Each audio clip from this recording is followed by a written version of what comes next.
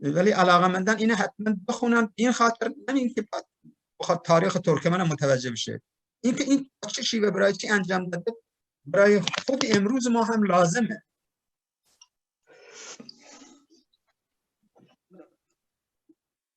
ببخشید یوسف، من مایک شما رو اشتباهی بستم، چون می‌خواستم. خیلی عذر میخوام، ببخشید من چیز کردم، اینا زیاد حرف زدم، ببخشید. نه خب علت کشتار مشخص بود، چون بخاطر این شکست خورده بودن. نه با هر شکستی را اینجوری هیچ جای دیگه نکشتن. کجا کشتن تو این منطقه؟ شما آذربایجان کشتن، ازبکستان کشتن، چرا ترکمن کشتن؟ سواله. میبخشین ولی نمیخوام من بهش بپردازم. دوست دارین آره وقت بذارین من مفصل صحبت کنم. اشاره خیلی کوتاهی میتونی علتشو؟ باشه من اینجوری میفهمم. ببینین دوستان، قرن 11 و قرن 10 این دو تا حکومت تو منطقه شکل میگیره بعد از عربا. یکی غزنوی ها هست، یکی سلجوقیان.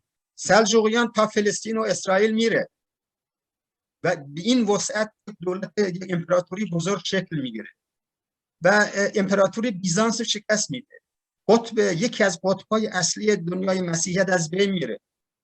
تمام قدرت‌های غرب اون منطقه به وحشت میافتن، میگن این نیرو از کجا اومده، چرا شده فلان. اینا شروع میکنن به حرکت متقابل. این همچنان با توطئه‌های مختلف، دو تا جنگ صلیبی، اینا همچنان ادامه پیدا میکنه. میرسه به اونجا، به این مقطع میدونن نیروی اصلی این ترکمنه. بعدش هم همین جنایت و همین کشتار تو منطقه آخال، یک استانی ترکمنستان، الان اشخابات مرکزش قرار گرفته، اونجا به شکل وحشیانه صورت میگیره. ولی به دنبالش چیکار میکنن؟ اونجا را مرکز بهاییای دنیا میکنن.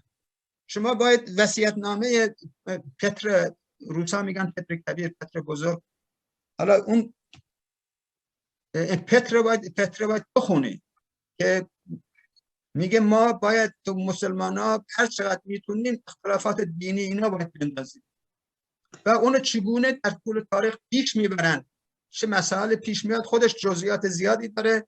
من نمیخوام به اون پردازم چون اینا در حرکت نظامی جنگ صلیبی اول دوم از شکست میخورن، پس به این نتیجه میرسن باید از یک طریق دیگه باید عمل کنن. به این عمل کردن خلاصه اینجوری پیش میرسه به اینجا. جزئیات زیادی داره ولی فکر میکنم همینقدر کافی باشه. اینا نقطه پایانیش ترکمنستان و ترکمناست. میخواد اون هرچی بیشتر ذلیل کنه و نابود کنه، کمرش بشکنه.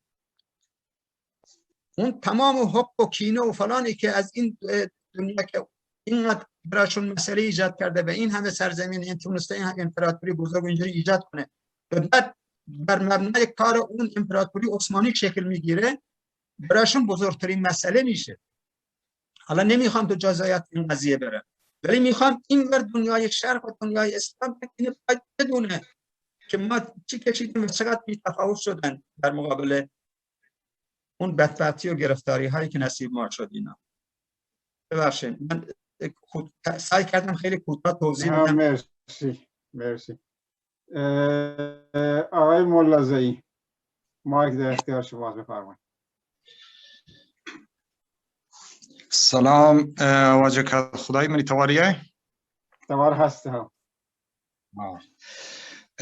سلام عرض میکنم خدمت دوستان عزیز حاضر در اتاق و سلام خاص خدمت مهمان گرامی جناب آقای یوسف کور و همچنین شما مجری محترم.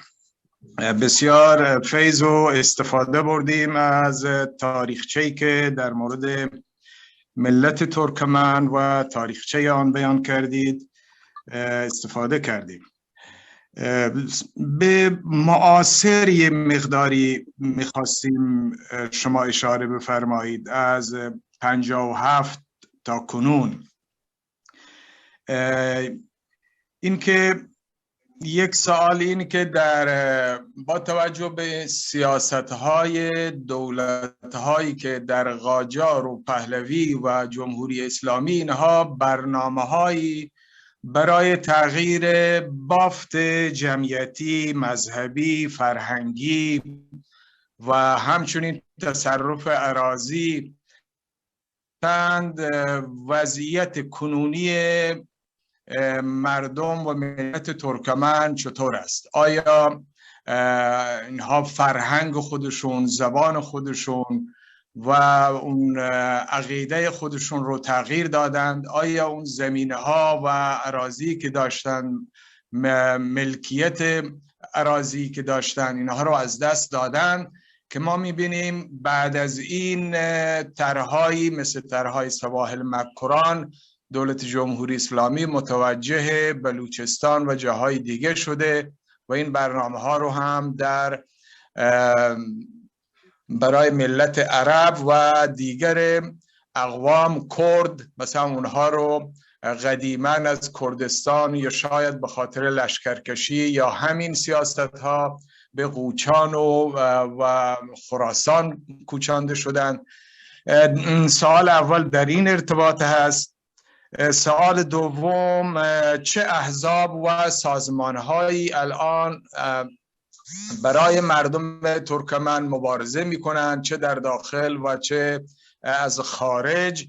آیا اینها اختلاف نظرها و تفاوتهای دیدگاهی هم دارند و چه اهداف مشترکی حداقل دارند و چه نوع در واقع حکومتی رو برای آینده خودشون می‌خواهند؟ و در بحث سوم، بلوچه ها و زابلی هایی که هم اسمشون برده شد که هم در ترکمنستان بودن در اون زمان و الان در ترکمن صحرا هم کوچانده شدند، چه در رژیم گذشته و چه با خشکسالی های فعلی، آیا اینها به خاطر قرابت خاصی هست که همانطور که جناب آقای بندوی هم اشاره فرمودند از لحاظ عقیدتی و دیدگاهی هست که اینها بلوچه ها و زابولی ها رو اونجا تحمل کردند، یا اینکه از روش دست حکومت که اونها رو به اونجا کوچاند و امکانات برای اونها ایجاد کرد اونجا رفتن؟ و اینکه اگر موقعی پیش بیاد در آینده آیا اینها باید بمانند یا مثلا مردم راضی هستند که اینها اون منطقه رو ترک بکنند؟ و در نهایت از رهبران خودتون هم بگید سرنوشت توماج و مختوم و اینها به چه شکلی انجام شد و چگونه اعدام شدند. به طور خلاصه متشکرم. جناب یوسف بفرمایید. البته خلاصه. من سعی میکنم خلاصه جواب بدم. اینجا یک سوالی ایشون مطرح کردن که اون سوال قبلا دکتر شیرانی هم داشتن اینا. من فکر میکنم اول به اون بپردازم. مسئله نقش خشک و خشکسالی فلان اینا. امیدوارم این دوستمون نرفته باشه دکتر شیرانی. من ایشون هم اینو مطرح کردم. هستن؟ بسیار خوب. ببین من خودم رشته هم آبیاری و حاصل خیزی خاک که به اصطلاح ما آخرین سری بودیم اونو درس خوندیم، اون رشته را داشتیم. بعدن اون رشته تقسیم شد به خاکشناسی و به آبیاری و آبادانی اینا. بعد خواستم بگم من تو اون عرصه به اصطلاح آب و آبادانی و عمران آب از اینا کار کردم. بعد آخرین پروژه‌ای که کار کردم تو تهران تو یه شرکت مهندسین مشاور در رابطه با رودخانه هیرمند بود. من از این طریق با بلوچستان و با منطقه سیستان خیلی آشنا شدم.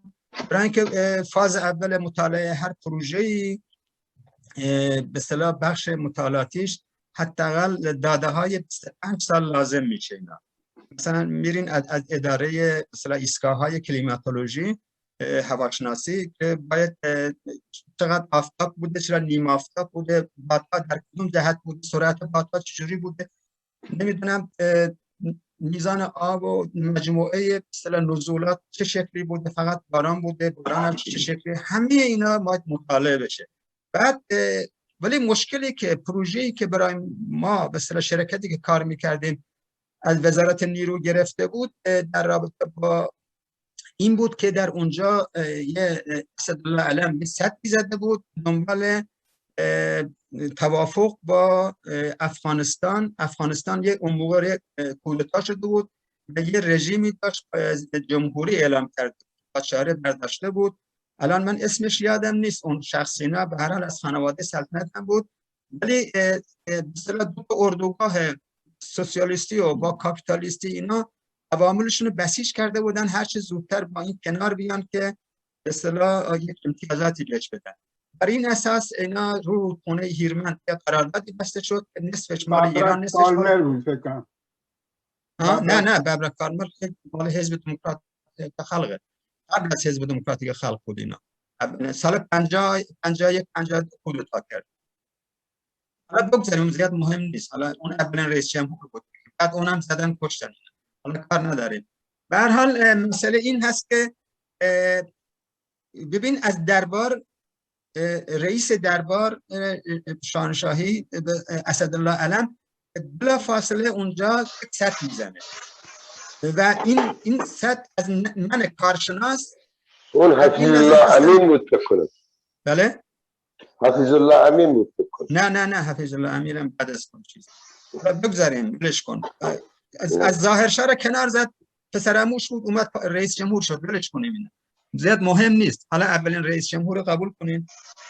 این هست که ببینین مسئله خشکسالی اصلا مطرح نیست. این آقای دکتر شیرانی گرامی میگفت که این خشکسالی باعث شده نمیدونم از اونجا آدم چیز بشن، آدم کوچ کنن. نه اصلا توطئه رژیم شاهنشاهی و رژیم شاهنشاهی رژیم جمهوری اسلامی اینا روژهشون است که اونجا را به خشکسالی بکشونن و موفق هم شدن.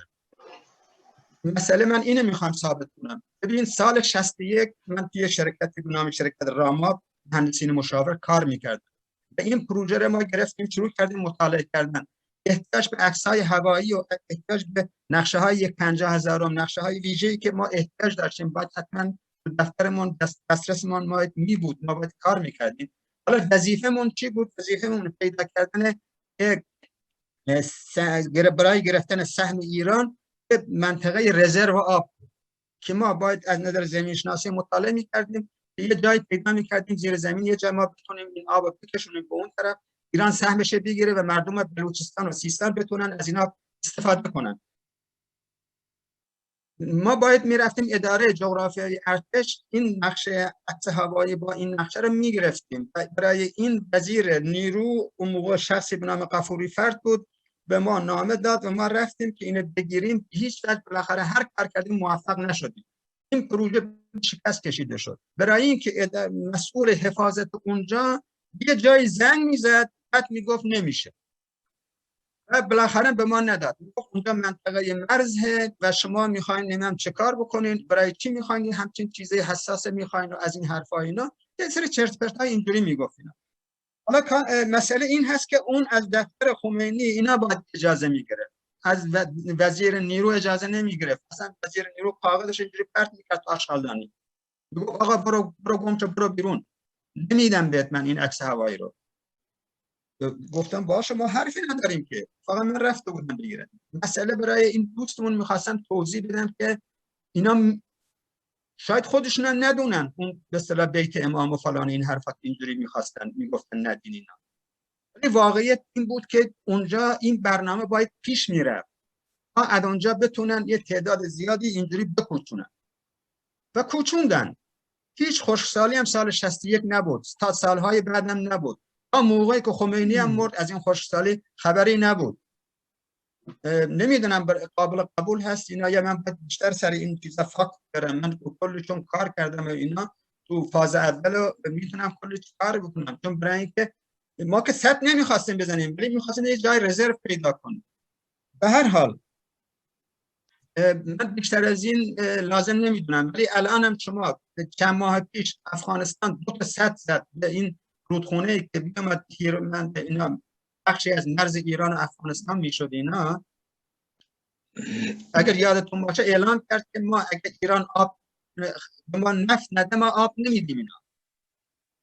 من نمیخوام سر بحث نمیخوام موضوع رو عوض کنم، ولی دوستان گرامی آبایی که در منطقه مرزی هست فلان اینا قوانین بین المللی داره، هر کی نمیتونه پاشو برای خودش از این غلط ها بکنه.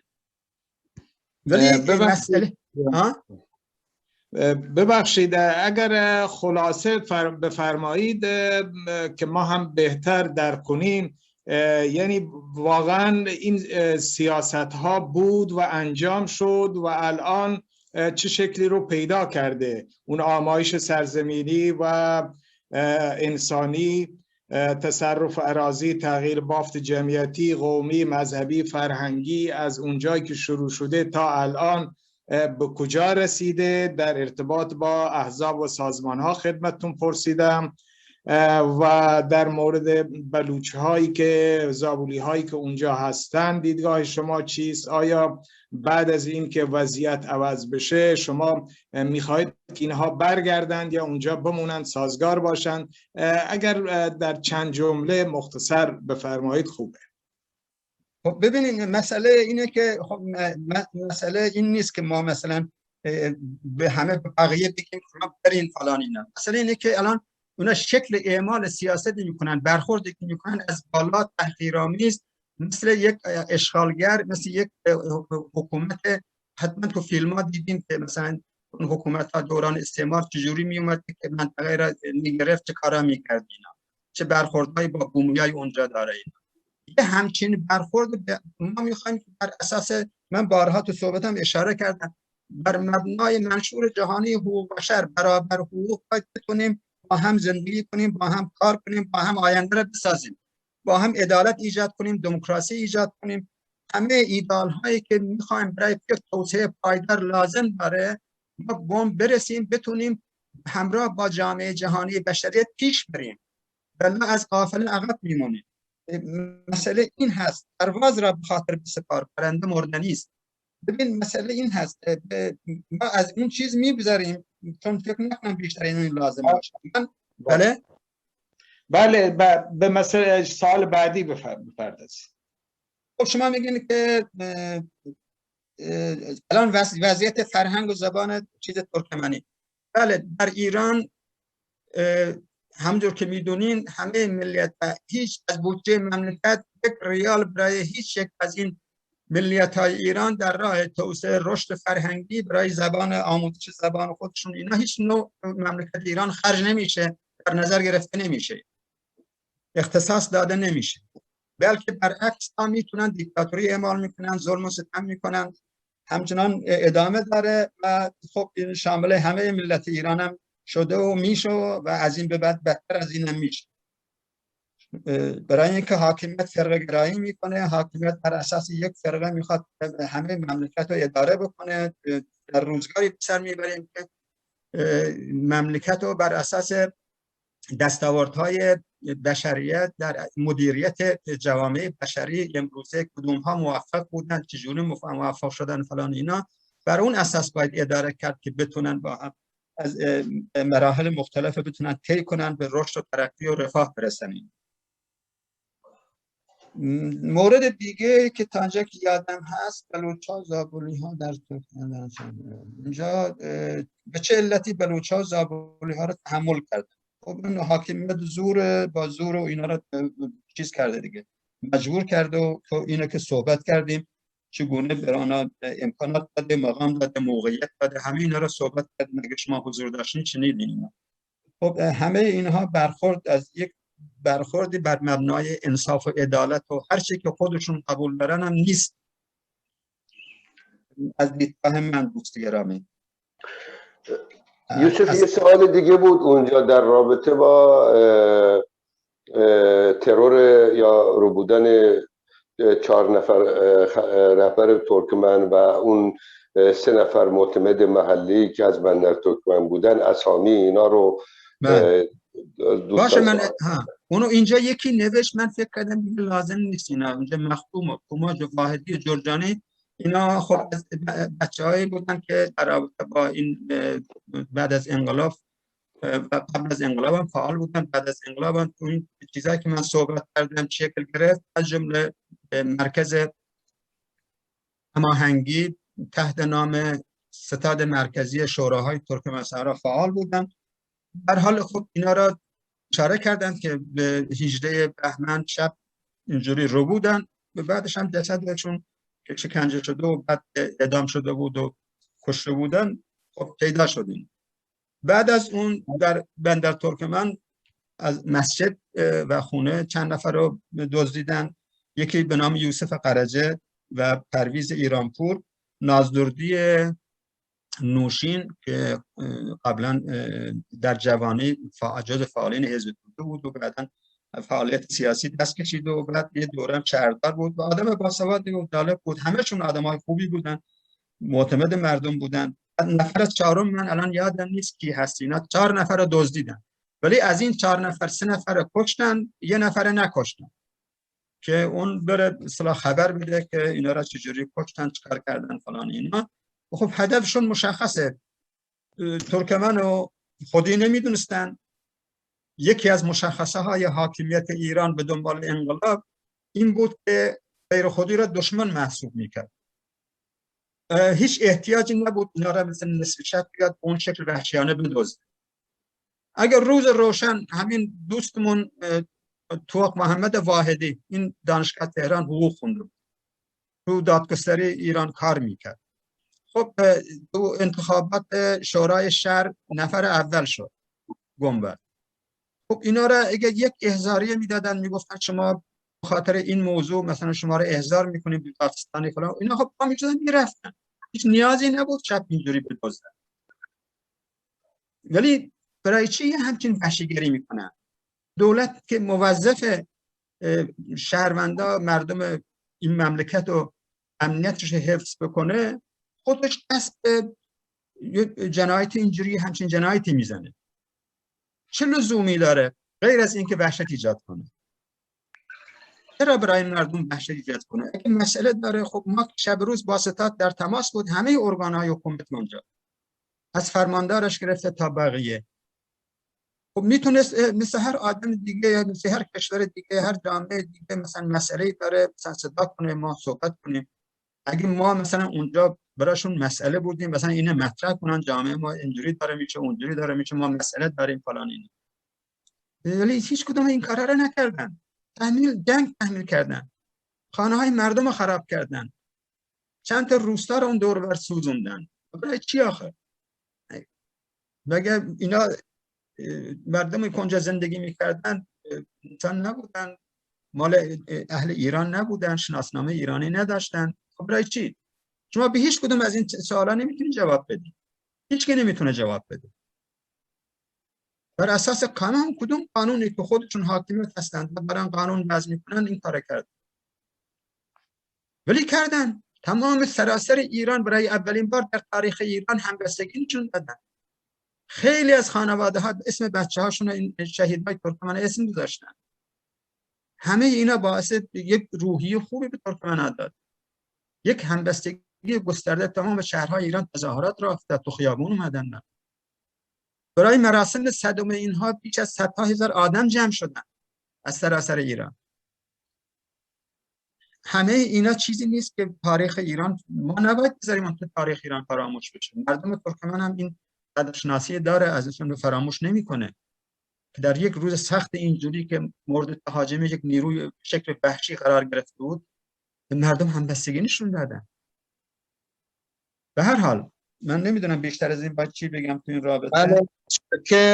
و در مورد احزاب، مورد آخر چه احزابی الان برای احقاق حقوق فعالیت میکنند و اختلاف نظر و سلیقه هاشون چیه و در چه جاهایی با هم شراکت، یعنی هدف مشترکی دارند برای در بعضی. بله متوجه شدم.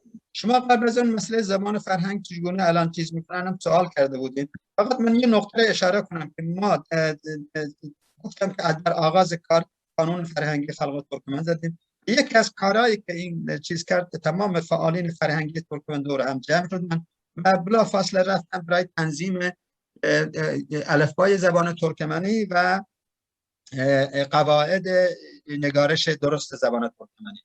و خب بعد از 5-6 ماه به اصطلاح کار کردن تو این عرصه و ایجاد کلاس‌های مختلف در نقاط مختلف ترکمنستان، کلاس‌های آموزشی زبان ترکمنی، موفق شدن که یک همچین جزوه‌ای که میتونه به ما در این رابطه کمک کنه به مردم ترکمن اینا تنظیم کنن.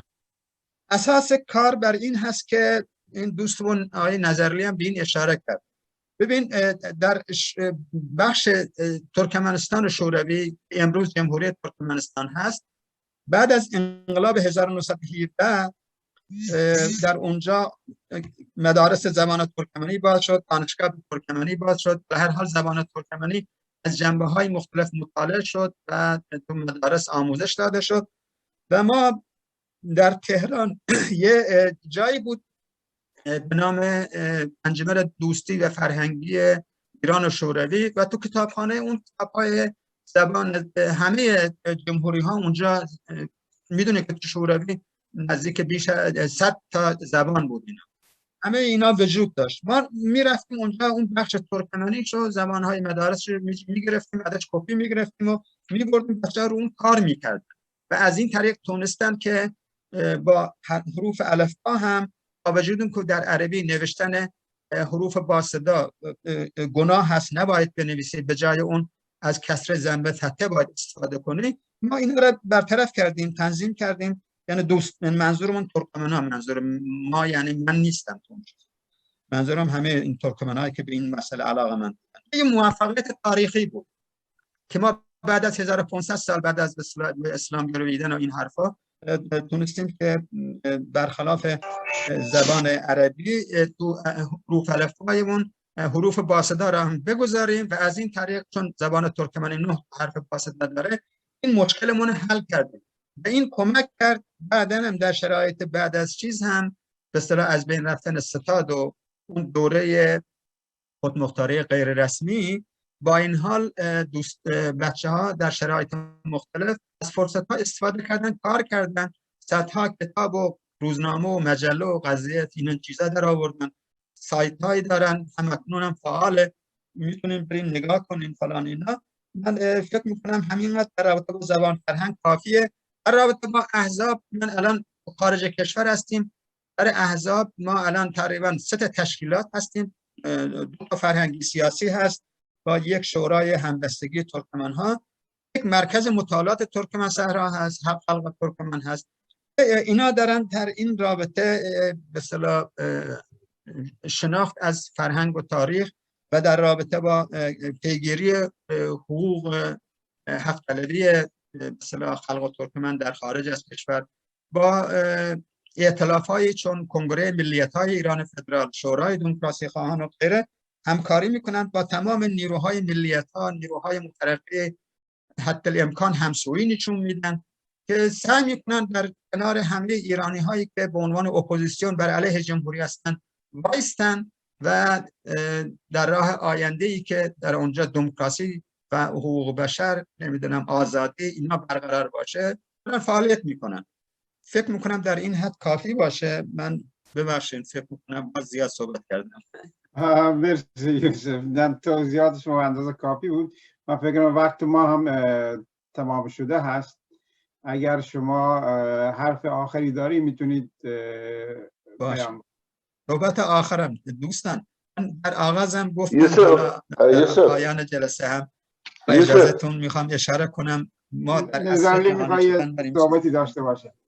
یوسف قبل از اینکه چی میگن ختم جلسه رو اعلام میکنن، یه دوستی سوال کرد در رابطه با اینکه اونجا مردم ترکمن در رابطه با بالاخره سیستانی ها و بلوچ ها در منطقه ما هستند و در رابطه با اون من میخواستم یک نکته ظریف رو، چون دوستامون بالاخره هم دوستان مردم بلوچ اونجا هستن، هم زابلی ها اونجا هستن.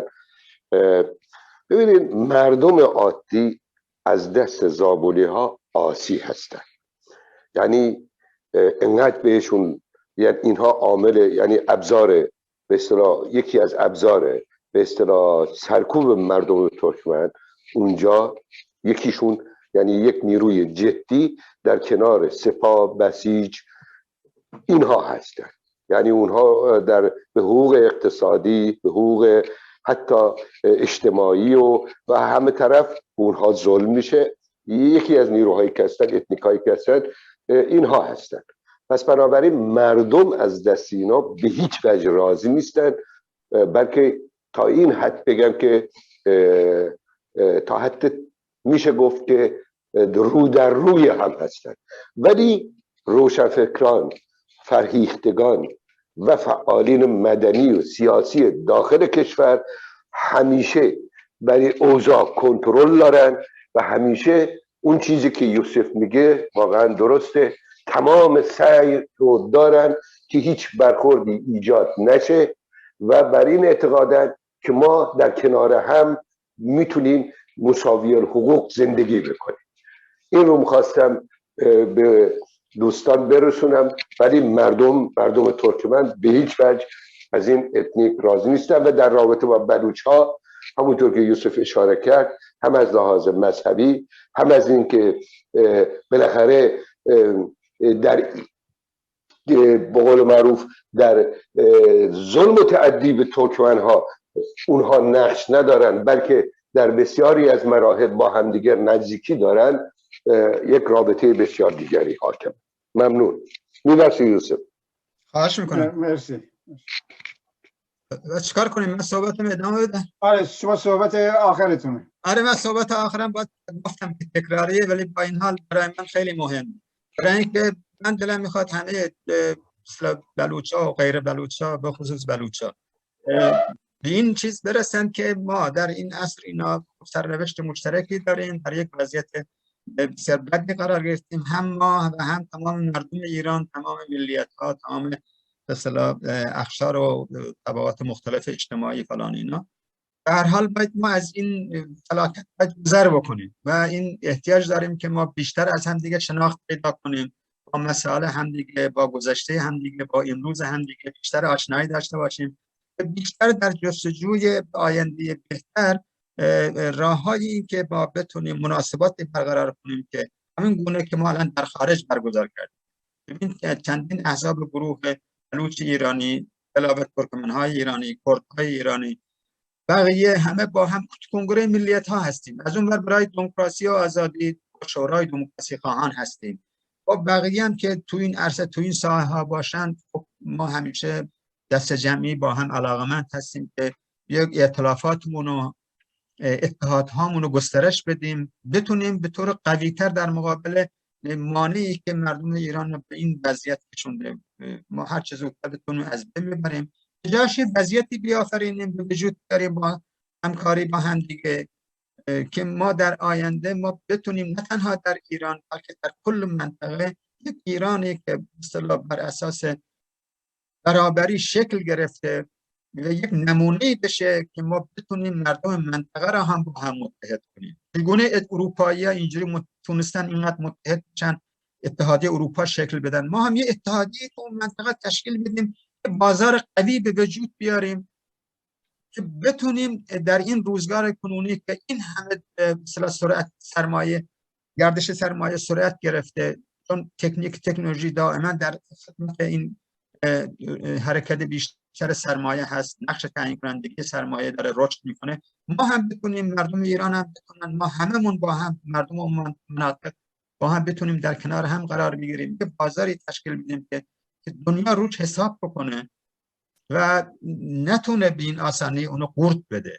ولی سرمایه به هیچ کی رحم نمیکنه، سرمایه در گردش باید سود داره تا بتونه حیاتش ادامه بده، ولی اون متوسل به هر نوع توطئه میشه، بتونه از هر سوراخ سنبولی برای منفعت خودش بتونه دست به هر نوع به اصطلاح توطئه بزنه، بتونه به قیمت فلاکت بدبختی ما تمام بشه کار انجام بده.